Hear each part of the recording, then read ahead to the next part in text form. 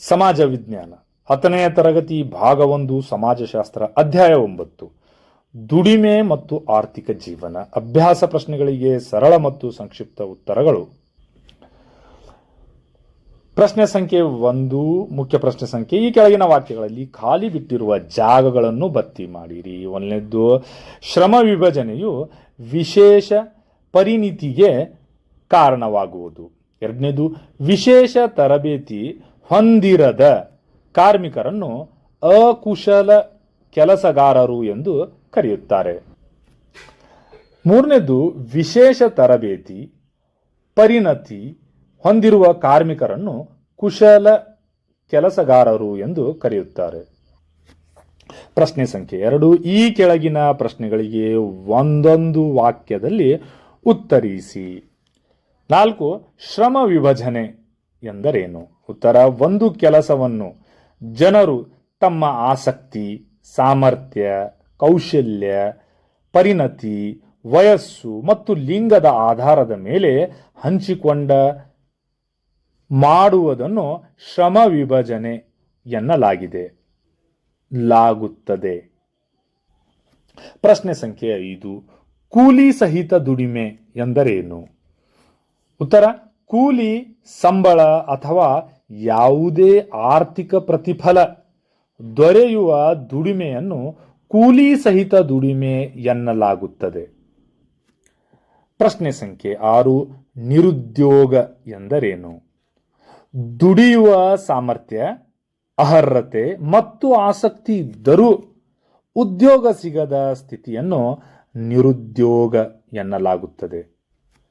ಪ್ರಶ್ನೆ ಸಂಖ್ಯೆ 7, ನಿರುದ್ಯೋಗಕ್ಕೆ ಕಾರಣಗಳಾವವು? ಉತ್ತರ: ಅತಿಯಾದ ಜನಸಂಖ್ಯೆ, ಯಾಂತ್ರೀಕರಣ, ಸಾಮಾಜಿಕ ಅಸಮಾನತೆ, ಬಂಡವಾಳದ ಕೊರತೆ, ಅನಕ್ಷರತೆ ಹಾಗೂ ಶ್ರಮ ವಿಭಜನೆ ನಿರುದ್ಯೋಗಕ್ಕೆ ಪ್ರಮುಖ ಕಾರಣಗಳಾಗಿವೆ.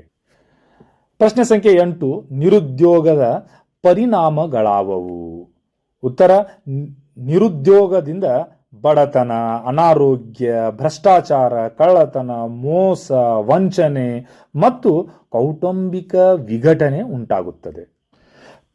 ಮುಖ್ಯ ಪ್ರಶ್ನೆ ಸಂಖ್ಯೆ 3, ಈ ಕೆಳಗಿನ ಪ್ರಶ್ನೆಗಳಿಗೆ ಗುಂಪಿನಲ್ಲಿ ಚರ್ಚಿಸಿ ಉತ್ತರಿಸಿರಿ.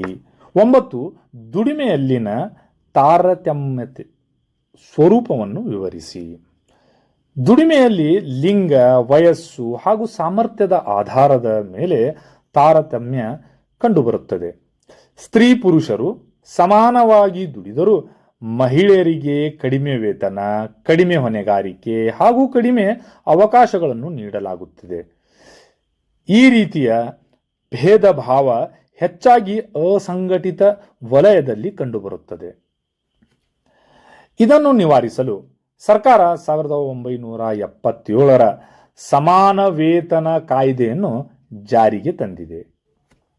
ಪ್ರಶ್ನೆ ಸಂಖ್ಯೆ 10, ನಿರುದ್ಯೋಗ ಸಮಸ್ಯೆಗೆ ಪರಿಹಾರ ಕ್ರಮಗಳಾವವು ವಿವರಿಸಿ.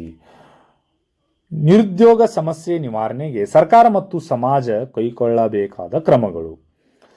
1ನೇದು, ಜನಸಂಖ್ಯೆ ನಿಯಂತ್ರಣ, ಕೃಷಿ ಕ್ಷೇತ್ರದಲ್ಲಿ ಅಭಿವೃದ್ಧಿ, ಕೈಗಾರಿಕೆಗಳ ಅಭಿವೃದ್ಧಿ, ಗುಡಿ ಮತ್ತು ಸಣ್ಣ ಕೈಗಾರಿಕೆಗಳಿಗೆ ಪ್ರೋತ್ಸಾಹ, ವೃತ್ತಿಪರ ಹಾಗೂ ಕೌಶಲ್ಯಾಧಾರಿತ ಶಿಕ್ಷಣಕ್ಕೆ ಉತ್ತೇಜನ, ಗ್ರಾಮೀಣ ಅಭಿವೃದ್ಧಿ ಯೋಜನೆಗಳ ಅನುಷ್ಠಾನ, ಉದ್ಯೋಗ ಖಾತರಿ ಯೋಜನೆಗಳನ್ನು ಪರಿಣಾಮಕಾರಿಯಾಗಿ ಜಾರಿಗೊಳಿಸುವುದು, ಮಾಹಿತಿ ತಂತ್ರಜ್ಞಾನ ಹಾಗೂ ಸೇವಾ ವಲಯದ ಅಭಿವೃದ್ಧಿಗೆ ಉತ್ತೇಜನ. ಪ್ರಶ್ನೆ ಸಂಖ್ಯೆ 11, ಸಂಘಟಿತ ಮತ್ತು ಅಸಂಘಟಿತ ವಲಯದ ಕೆಲಸಗಾರರ ನಡುವಿನ ವ್ಯತ್ಯಾಸಗಳೇನು?